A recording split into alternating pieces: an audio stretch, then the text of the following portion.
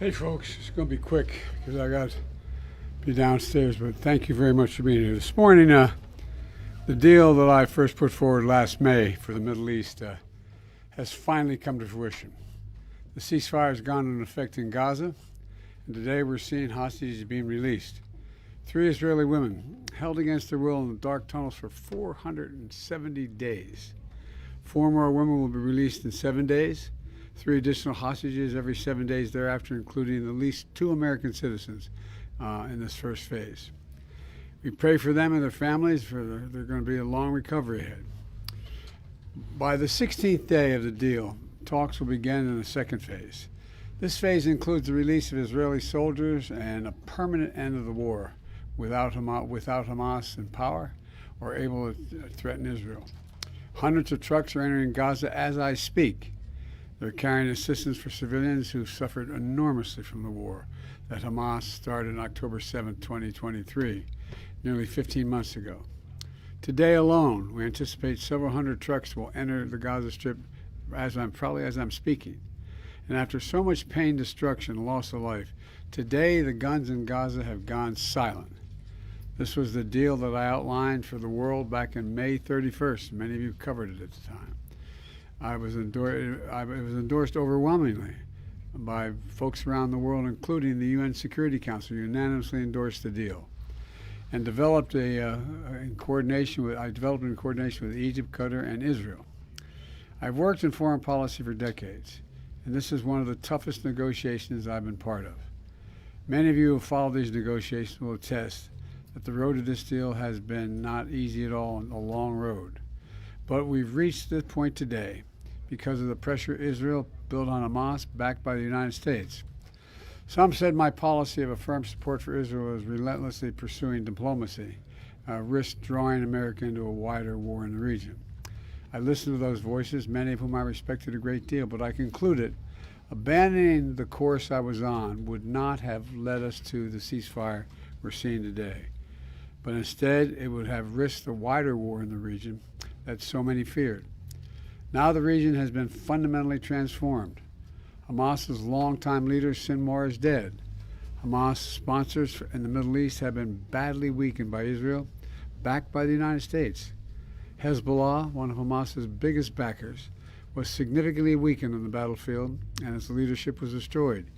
Even as we worked for diplomatic solutions in Lebanon, we provided ongoing assistance and support to Israel's military campaign against Hezbollah, including its efforts to take out the terror infrastructure along the border between Israel and Lebanon. Israel's campaign was extremely successful, so much so that by the end of November, the United States had brokered a ceasefire in Lebanon. Hezbollah did what it said it would never do. It cut its deal and abandoned Hamas. And today, in Lebanon, there's finally a new president and prime minister, both of whom support a sovereign Lebanon without Hezbollah running the show or playing any part in it. The Assad regime next door in Syria is gone, removing Iran's ready access to Lebanon. Iran is in the weakest position in decades after the U.S. military helped defend Israel from Iranian missiles and supported Israel's military response inside Iran. Just look across the region. In Lebanon, there's an opportunity for a future free from the grip of Hezbollah. In Syria, a future free from the tyranny of Assad. For the Palestinian people, a credible path to a state of their own. And for the region and the future normalization and integration of Israel with all its Arab neighbors, including Saudi Arabia, who I've spoken with. You know, we've had many difficult days since Hamas began this terrible war. We've encountered roadblocks and setbacks, but we haven't given up. And a special thanks to my team, particularly Brett McGurk, who many of you know, who spent weeks and stop this deal. Those months out of the and the release of hostages is a result of a principled and effective policy that we presided over for months. And we got here without a wider war in the Middle East than many predicted. And now it falls on the next administration to help implement this deal. I was pleased to have our team speak as one voice in the final days. It was both necessary and effective and unprecedented. But success is going to require persistence. and continuing support for our friends in the region and the belief in diplomacy backed by deterrence. So as we reflect on the news from Gaza today, we also remember all the victims of this war. We're mindful that the pursuit of a lasting peace, while never easy or quick, must always be our calling. So thank you all for listening. May God bless you all. May God protect our troops. I'm looking forward to this deal being fully implemented.